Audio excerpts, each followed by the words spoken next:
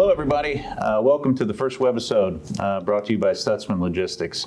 I'm here with Andy Berry, Vice President of Logistics Services, as well as Marty Keppler, Director of Operations. My name's Scott Stiller. I'm the Director of Sales here at Stutsman Logistics. So, gentlemen, as we're kicking these events off, we had some discussion amongst us over the last couple of weeks about topics to discuss during these webisodes. And given 30 years of experience, 25 years of experience for myself, that was that was quite a tall task, right, to develop a couple of topics to talk through in our industry. And we've all been here, and in it for so long, and it's gotten a lot more complicated. And so we thought that it was probably a good idea to start having these discussions on a regular basis for the benefit of our customers, to talk through some of these topics, because it has become more complex. The market is more dynamic than it's ever been. So just arriving at a couple of topics became a tall order for us in the last couple of weeks. Not easy. There's plenty to talk about, that's for sure. And it is changing so fast. It's incredible. Yeah, it does. It changes month to month, and as we talk, the tariffs are an unknown commodity, so we don't know what's going to happen there, and that's got a big impact on what's happening. It's real difficult to forecast out 3 or 6 months, let alone 12 months, right? So as a shipper, we look at those folks in the past, and we've come to the bid seasons, and we know that hey, during this time of the year we're going to be looking out and trying to forecast the next 12 months. Well, we really don't do that for any of our big shippers anymore. They all realize that they're going to 3 or 6 month rates and trying to get some semblance of normalcy, right? Yeah, 100%. Yeah, the complexity, the macroeconomics that we're dealing with, then you launch tariffs negotiations earlier this year, still unresolved. So lots of questions about, the market, where it's headed.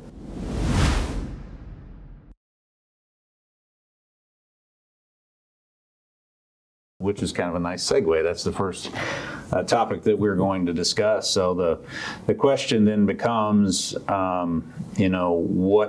do we think we can expect out of the market over the next 3 to 6 months?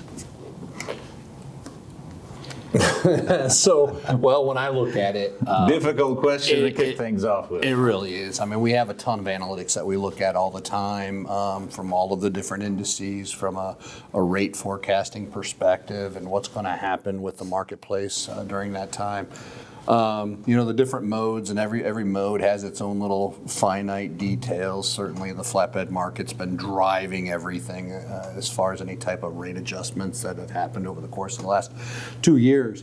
Our specialty happens to be more in the dry van division and truckload, and when we look at the truckload market and what's going on in the dry van truckload market, there's been so little change over the last 2 years. Right.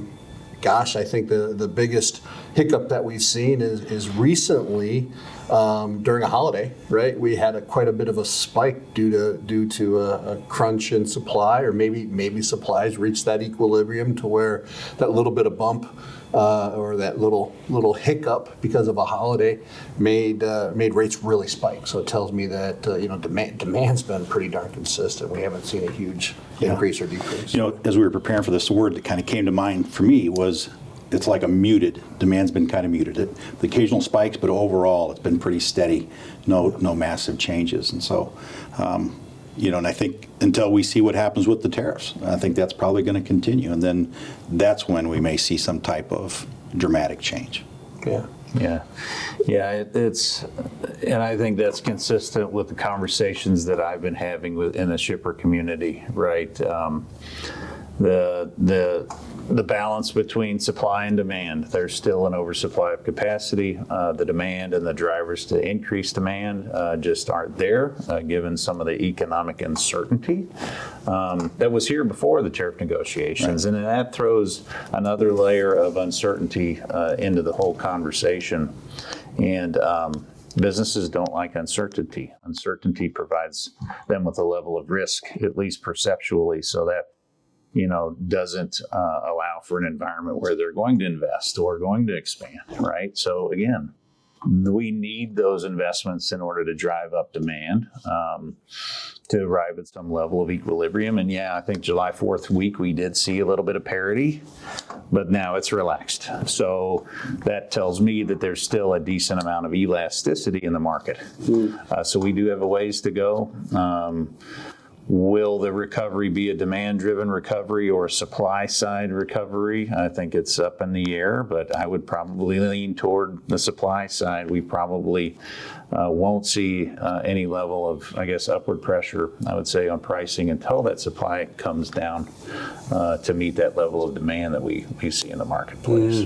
Yeah. What type of sustained change in the marketplace is going to happen in order to see that supply side change, right? So just yesterday, I think we saw another 400 truck fleet go out of business. We've seen a couple 200, 300 truck fleets go out of business here recently in the Midwest where we're from. You have to see a lot of that, though.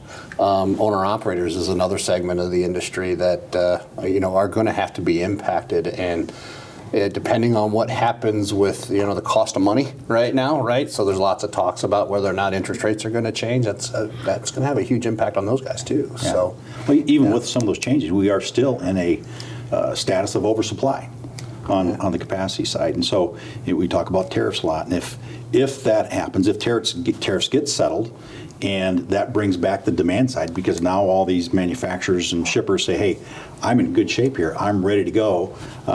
That's when we might see a tightening of capacity and a shift from the leverage from the shipper to the carrier, whenever that happens. Yeah, and then my mind then goes to timelines, right? So when? And the question was 3 to 6 months. I think we probably all can arrive at a conclusion where we see steady state for the next 3 to 6 months. The environment we're in today is likely what we're going to see for the next 3 to 6 months. It's after that 6-month mark and maybe 12 months from now that gets a little more murky. I'm hopeful that we will see improved dynamics versus what we're seeing today.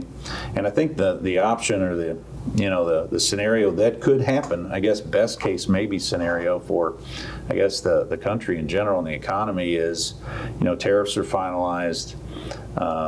Organizations, companies are okay with the outcomes of those tariffs. The incentives and other items from the big beautiful bill are starting to kick in. And then maybe there's a better overall business sense in the community that would relax some of the risk and relax some of the uncertainty that could drive then expansions and investment in business, right? That could help, GDP.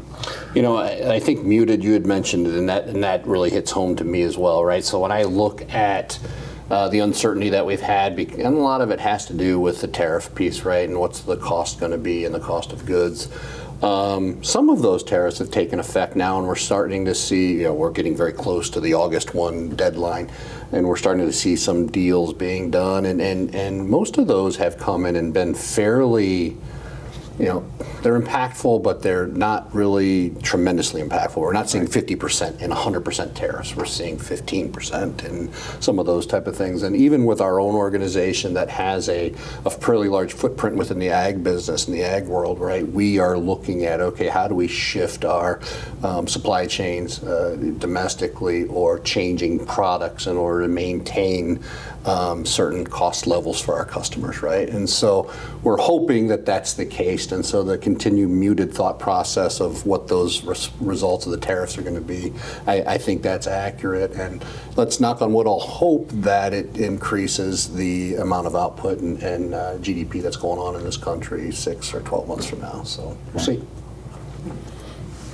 We just don't know. We just don't know. Yeah, right. That's a Put a good pin on that one. Yeah. So the follow-up question was, as a shipper, right, we're speaking to our customers here. That's our audience. So, what are some of the measures that they can take to adapt to some of these current market conditions? Yeah. I think a big one is staying on top of the information that's out there. I mean, there's a variety of sources, whether it's FTR, DAT, Morgan Stanley. There's a lot of people out there that are producing analytics regarding the transportation industry, and just understanding what's going on with those, and looking at what they're projecting, and then the relationships they have with their carriers. I think as a as a provider, I almost hate to say this, but pricing is, the leverage for pricing right now is with the shipper.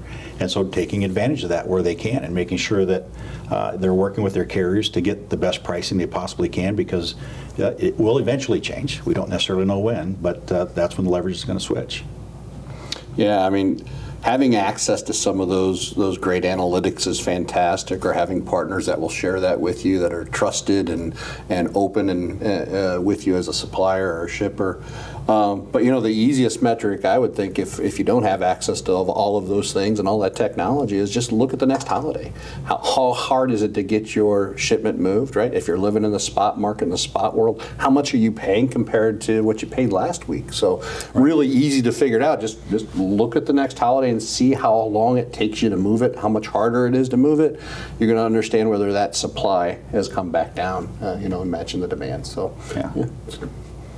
There's analytical ways to look at it, and then there's just, hey, it's my gut feel. This is getting pretty hard. Yeah. So what I'm hearing is, and this aligns, I think, with when a shipper might, try to understand what their capacity strategy is, right? I mean, market intelligence is to inform a shipper of, maybe how to manage their capacity or procurement strategy in the next 6 to 12 months, right? So, and to be honest, probably the last 24 months, pretty steady state, right?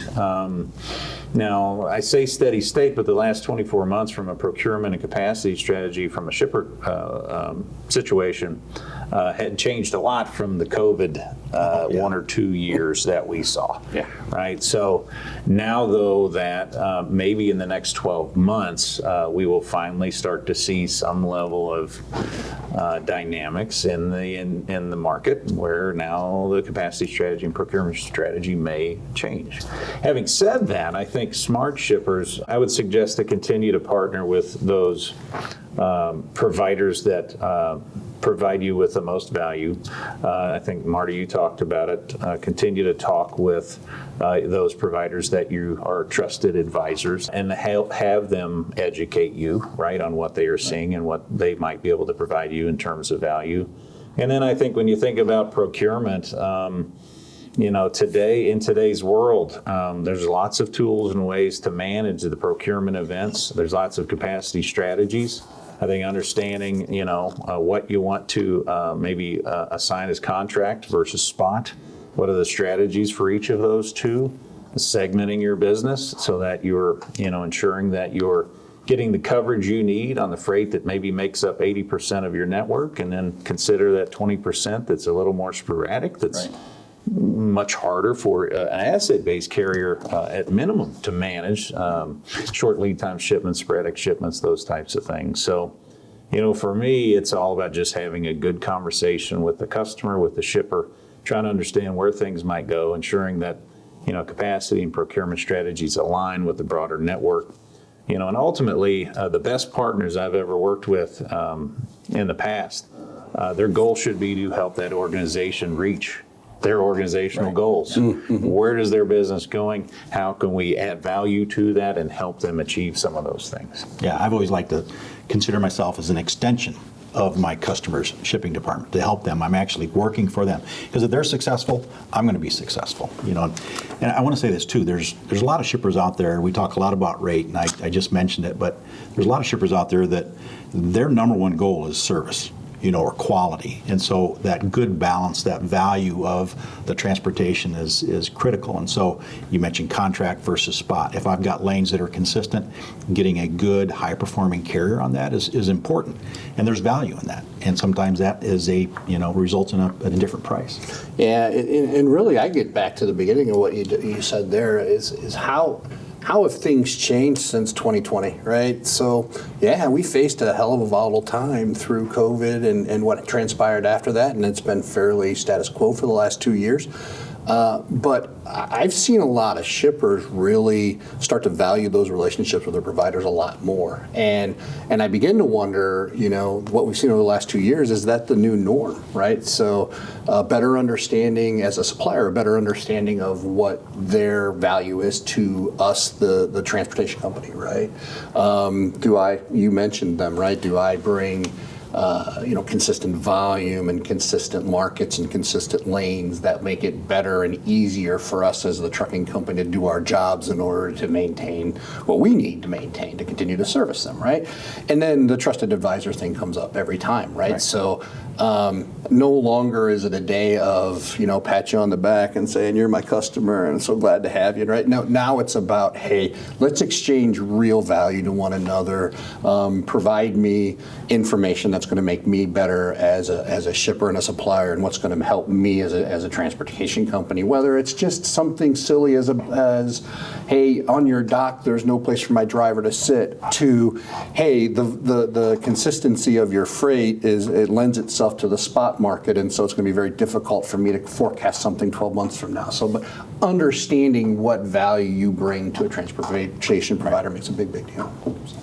Yeah, I think the bottom line has always been and always will be relationship, but using the data that we have out there, having those conversations to enhance the relationship is really critical. That's really critical, but yeah, I think we are in a position to really help and advise our shippers on how to help run their business. Yep, absolutely. That's where we'll bring value. And as a logistics provider or a 3PL provider, it's the same thing, right? They are looking to us to understand our marketplace, right, and where we can bring value. And it's not always rate. It is service. It is communication. It is visibility. It is insurance and fraud protections and all of the different things that are out there that we have to work to protect our clients from. Yep, great. So dynamic market, 3 to 6 months, not a lot of changes. After 6 months, it becomes murky. Into the 12-month time frame, there might be a time of inflection. We'll see partnering with really good, solid companies to help you navigate those market challenges is paramount, right?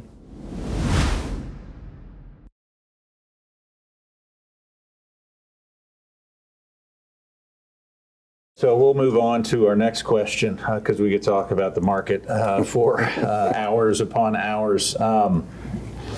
And there's no right answer, to be honest. But the next question that we chose talks about technology, right? And I think we all recognize technology today is a table stake. And it doesn't matter if you're in the shipping community or the carrier provider community, broker community. It's not a nice to have anymore, it's a gotta have, right? And the advances of technology really, even into just the last 5 years, have been really tremendous. And I can only imagine what the next 5 years might bring. So, the question that we chose today to talk through were around what are some of the transportation technologies that a shipper should be leveraging today, and what is the value of some of those technologies? Yeah. There's obviously shippers of all sizes and, financial backing. And so, there's people that manage their business still on spreadsheets, and that's totally fine.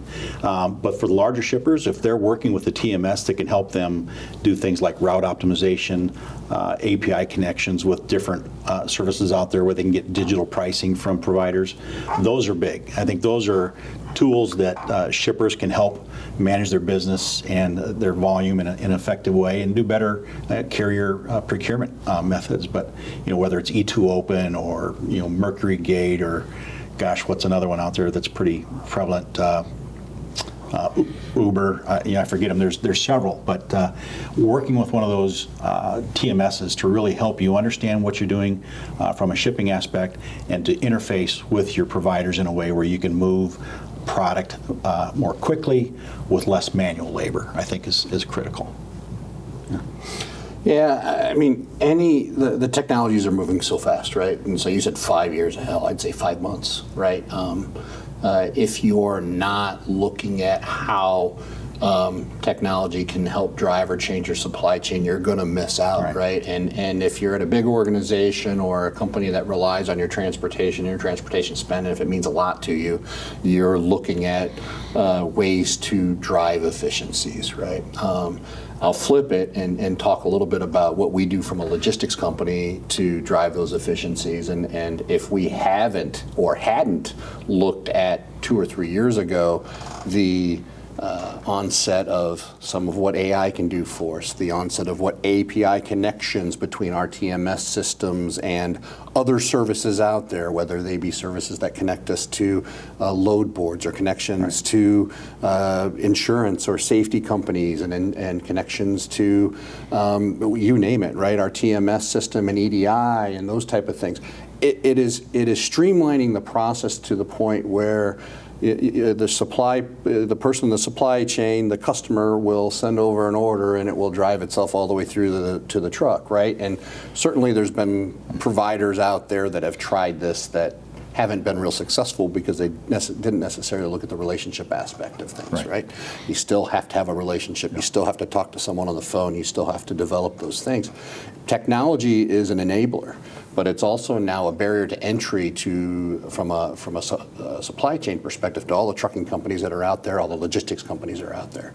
If you don't get on board, you probably are not going to be here 5 years or 2 years from now.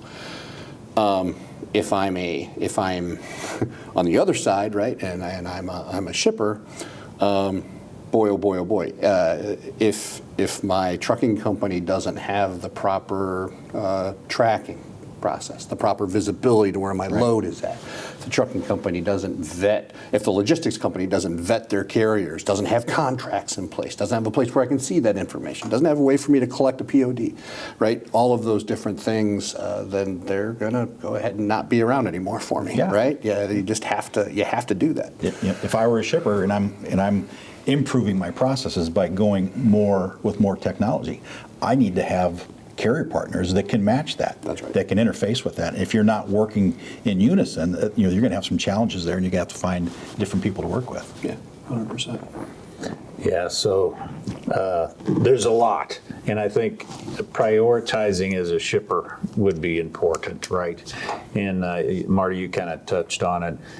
I've always have said that, every shipper is on their own little supply chain journey. Some are more advanced, call it Procter & Gamble, and then you've got mom and pop down the street, and then maybe on spreadsheets, and then everyone else in between is somewhere. Trying to understand when to pull the trigger on technology and what technology might make the most impact to your business.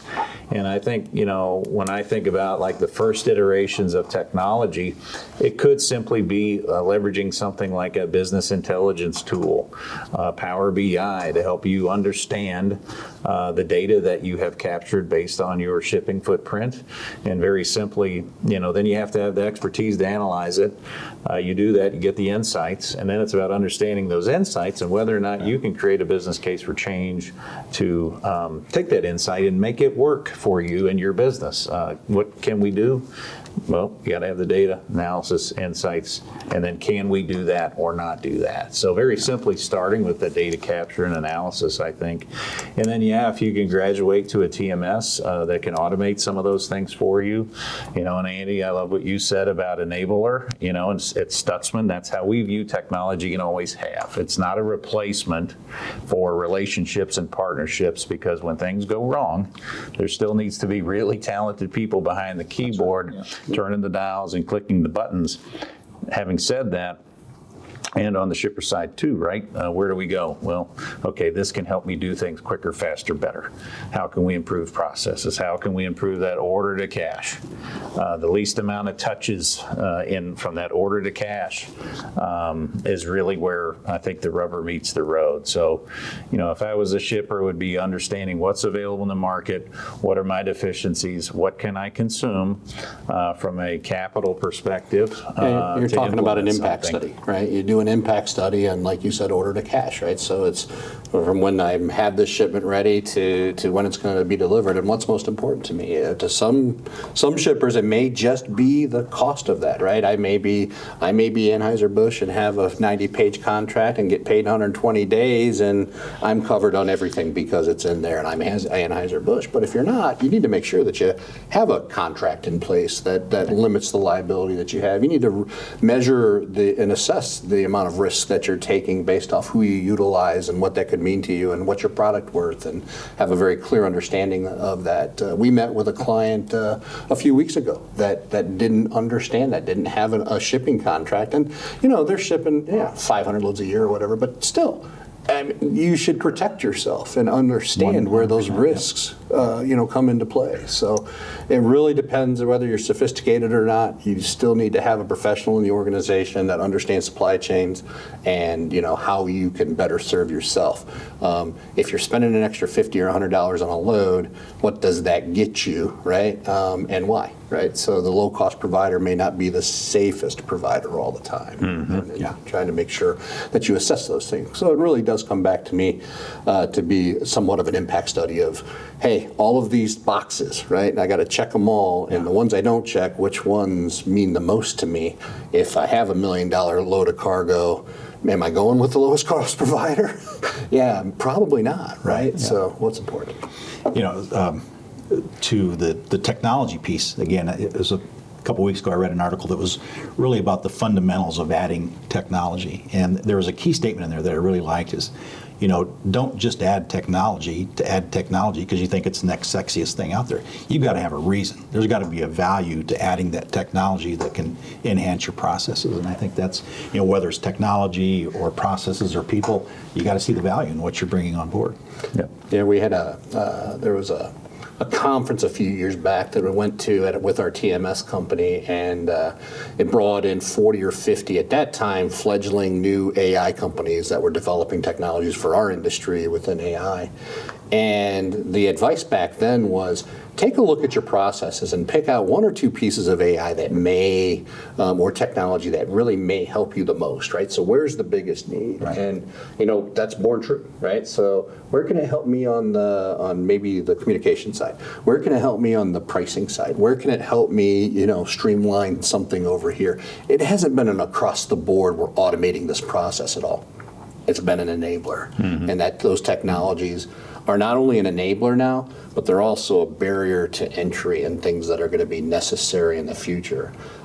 This is my silly take on the future when I look 10 or 15 years from now. It truly may get to a point where once autonomous vehicles happen, right, they're all going to happen. So once that happens, at that point, it will be less about, hey, where can I go find capacity? It's, okay, there's going to be a map of the United States, and you say, okay, I'm buying that truck, right? And it's just, that's the cost, and it's going to be there. And the workflow that we, as a logistics company today, take into account, it's gone. It's gone, because it's really just about, there's the asset. What's next? I don't have to pay you guys as an intermediary to go find it, or I don't have to call Bob's Trucking down the street. It's an asset. It drives from point A to point B. I hope I'm retired by that time. I do too. I do too. I hope we all are. But I can really see that coming, and the advent of AI over the course of the last year, and 2 years and 3 years. It's so easy to see for a small logistics company like ourselves. Yeah, so, I think, and going back to the enabler, it's about augmenting the customer experience in the end, right? And I don't care if you're a shipper or a provider, broker, carrier, whatever. We leverage it. If you leverage it the right way, you do have to understand the return on the investment, right? Prioritize. And we as an organization, just our Stutsman Logistics, we likely review a technology every 30 days, something new, or benchmarking the current technology that we have versus someone else. And I think that's a very healthy process, and I would encourage shippers likely to do some of those very same things. But what you just said resonates with me, right? Because it makes me realize the value that we bring, right? You couldn't expect a supplier to sit there and every 30 days to look at the next best technology that's going to improve their efficiencies. It's part of what we do, right? You're a product expert. You're a product expert in these things. And man, to ask a shipper, even a sophisticated shipper, to be product experts in all of the different ways that they can manage their supply chain, that's really, really tough. That's a hard ask. Well, it is, and I think that goes back to the importance of having really good providers to have a good conversation, because us as a logistics company, us as a broker and a carrier, how many systems do we have to integrate with because we have 250 customers? Right. We've seen them all. If a shipper wants to buy one, we should probably talk with them a little bit about, oh, well, we have some experience with that, and here's 10 other ones that you might want to consider. Here's the pros and cons of that. So again, it goes back to those true partnerships, right? Those confidants. Make certain that you have some of those. And we do talk to our shippers about those things all the time. I encourage shippers to reach out to their really good partners, because they likely have some insight in some of the products that they're about to purchase or implement. Yeah, and I was just going to say vice versa too.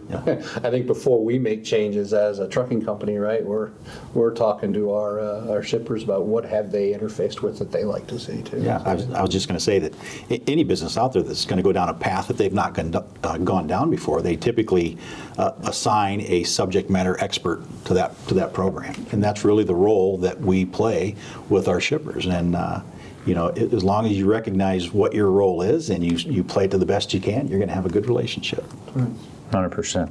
Yeah, I really liked how this conversation kind of morphed into, okay, when you look at technology, maybe consider that order to cash, life cycle. What can I automate from the beginning and the middle and the end? And there's a lot of components in there. So from a shipper perspective, again, what's the ROI in each of those stages and buckets? Where should I apply that technology first? Because there's just a tremendous amount out there. So the follow-up question then becomes, and I think, Marty, you started to kind of go down this road, when you're thinking of selecting a carrier or broker to partner with, what are some of the technologies that a shipper needs to really ensure that those providers have in order to bring the long-term value that a shipper really at this point requires? Yeah, we've talked about a lot of things, a lot of different technologies. The one we really haven't touched on, you mentioned it briefly, is the amount of fraud or cybercrime that's out there today, and it is significant. I think there's some numbers I've seen recently said that in 2024 there was about $500 million in cargo theft throughout the United States, and they're projecting that to double to $1 billion in 2025. And so, if I'm a shipper, I want to partner with a carrier that does a really good job of onboarding, their partner carriers, or, an asset base who's doing a really good job of qualifying drivers and training drivers. And so that's a big piece for me if I were a shipper, to make sure that my providers know what they're doing, that they have good quality processes. And again, they're willing to work with me to develop those processes. We just, this meeting you were talking about, we sat down with one of our customers and we helped them design a more secure dispatch process to make sure that their freight was going to be protected. So that, for me, I think that's a piece that has to be mentioned. And even though it's a negative thing, it's something that we've got to look at and everybody's got to be aware of. Yeah, technologies that are built to help mitigate risk are a big deal, right? And they're all over our industry right now, whether it be vetting of carriers, vetting of insurance processes, vetting of drivers, tracking technologies, those type of things. Those are all really, really important. And again, as a carrier, regardless of your size or scope, those are things that you don't have to invest a lot in to ensure that your partners are, right? And I think that's probably one of the most important things. And maybe we mentioned it before, I'm not sure, but if me as a shipper, if I just onboarded a new TMS and I've got a litany of carriers out there, but they can't integrate with that TMS, that's a problem. I'm going to have to find new carriers. And so I think that is probably, foremost in what they're going to do if they've added new technology, to make sure that they've got people that can partner with and engage that technology. That's going to be huge. Yeah, it's funny because I think about engaging with customers 5, 7, 10 years ago, 15 years ago. The buzzword was sustainability, right? The buzzword was, how green are you going to be, and are you part of SmartWay or whatever it is? Anymore, I think suppliers should be asking about, okay, show me your process for onboarding a driver, onboarding a carrier. Show me, list for me the exclusions on your insurance policies. Talk to me about the visibility that you can provide for my shipment from start to finish, right? And what's your tracking process, and all of those different things. That's the new. Used to be, okay, are you a SmartWay carrier? Okay, great. Yep, you're using the right stuff there. But now it's, my goodness, show me everything that you're doing and be an open book for me if you want to be a provider for me. Yeah. So, and I guess to go to the front of, again, I keep going back to order to cash, but from our perspective, from a provider perspective, a broker perspective, it starts maybe with pricing too, right? Before the order even happens. We have started to see, really in the last 5 years, a lot of automation around the pricing function, right? And that was born by the need by shippers to manage. I think COVID kind of helped move this along, right? And I'm talking about API digital pricing, where shippers now found themselves with lots of freight, not enough carriers to move it. Their contract maybe went from 80/20 to now spot is 80/20, right? And how am I going to move all of this freight efficiently and effectively? And dialing for diesel in the old days and sending blast emails just was not cutting it. And a lot of products, and I think innovation came out of that. But this API digital pricing, and we are participating in that market and have been, I think is some of the best technology that I've seen really in the last 20 years. From a broker perspective, it saves time. From a shipper perspective, it does that as well. And, information continues to be extremely powerful. So, we've seen shippers from a procurement perspective leverage API, not just in spot, but sometimes they'll place that right in their route guide. Sometimes they'll use it to tender to a carrier right in the route guide, or sometimes they'll take that into consideration as benchmark data so they can understand, okay, well, my route guide now is 6 months old. If I'm pinging APIs over the next 6 months, is the pricing better now than what it was when I procured 6 months ago? So is there something that I should do as a shipper with this information so that I can procure better? So, for me, my mind kind of went to that as we were talking through that, because automating the pricing experience today is more prevalent and is I think it's not a table stake, but I think it's way more prevalent, especially in the enterprise shipping community. And then once the tender happens, right, do you have a TMS that can accept that tender digitally, right, via EDI or API? And then it becomes, our job is to procure the right capacity at the right price for those shippers. So again, the fraud protection and the risk mitigation, digital carrier identity management, then that comes into play.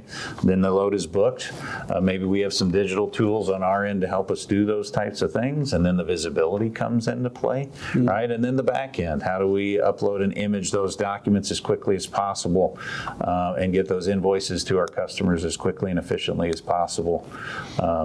Based on the terms that they provide us when we partner with them. So there's just so much there, and as a shipper, I don't know that I would require a provider to have every one of those, but for me, they better have a really good TMS because they're going to manage my business. They better be able to integrate with me. They better be able to buy the way that I, want to buy from them and make it as seamless as possible while mitigating risk, giving me the visibility, and then on the back end, the data and the reporting and the business intelligence that will help me manage my business. Because if I was a shipper, I would not be interested in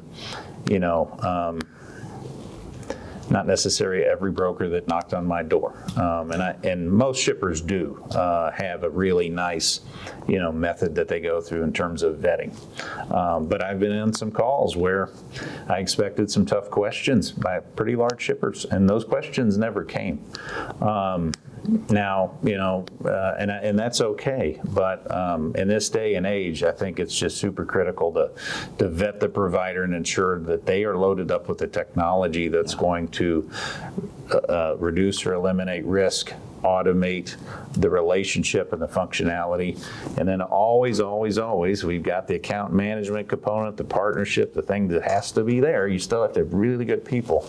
But if we can leverage these technologies and it can enable us to provide a better customer experience for the customer. Let me ask you real quick here. So, I mean, given the size we are as a broker, kind of a mid-sized broker, I mean, we've invested a lot of money in technology in the last 4 years. I mean, millions of dollars. I mean, it's not insignificant, all to make our processes better so we can do more with less and to be better positioned to work with our shippers in a way where we can interface more effectively. Yeah, we do that to open up the marketplace to us, right? To put us on a level playing field with the larger providers that are out there. We need to do that. Price doesn't mean as much as it used to, right? So shippers, and as you said, they demand market pricing. They've got the data, they have the analytics, they demand market-based pricing. Right? Yeah, it's a given. It really is. So it depends. Now it's about how efficient can you be, because you can't have those inefficiencies in your process anymore and stay in business. You just can't, right? You have to continue to drive down. You have to do more with less, right? We talked about that yesterday, I think. We have to do more with less, and we have to continue to do that. It really, I think it will continue to get back to, continually reviewing processes, new innovations that are out there to ensure that we're on the forefront. We can't be behind when it comes to that. Yeah.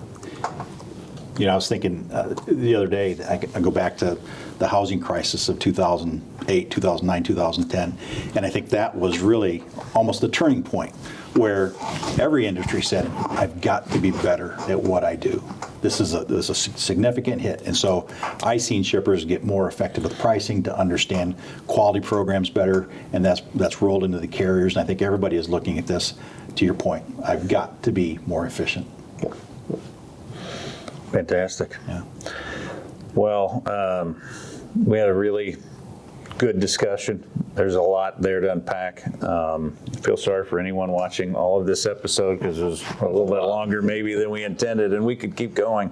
But these topics are super relevant to shippers and our customers. So thanks to you both for the dialogue, and thanks to the audience. And we'll look forward to our next episode and try to bring more value to the shipper and customer community ongoing. Yeah. Thank you, Scott. Yeah. Thanks. Appreciate it. What's an unpopular take that you guys have seen in logistics right now? This one, I got to go, Scott, because I've been in it probably longer than both you guys. It's always driven me crazy. Short trip. My hot take is brokers aren't as valuable or as good as asset-based carriers. That is not the case. Not at all. Brokers are a dime a dozen, right? You hear that? I've heard that, and I don't agree with it. I think, good brokers are extremely valuable. There you go. Good brokers like Stutsman Logistics. I love it. Yeah. It's true. Yeah, and you have the background to be able to say that. I do.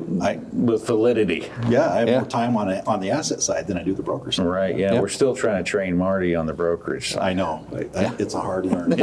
Non-asset. Non-asset. My hot take is that you don't need to make phone calls, that you can manage your entire job off of email and interfaces.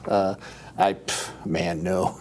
And I know there's AI phone calls now, and it's really hard to discern what's what, but man, that relationship you have with whomever it is always better spoken. No, you and can't. How do you understand where the other person's coming from if you don't understand their intonation, if you don't understand their tone? Voice flexion, all that kind of stuff, and you just don't get it. You don't get it when you're on an email anymore, so.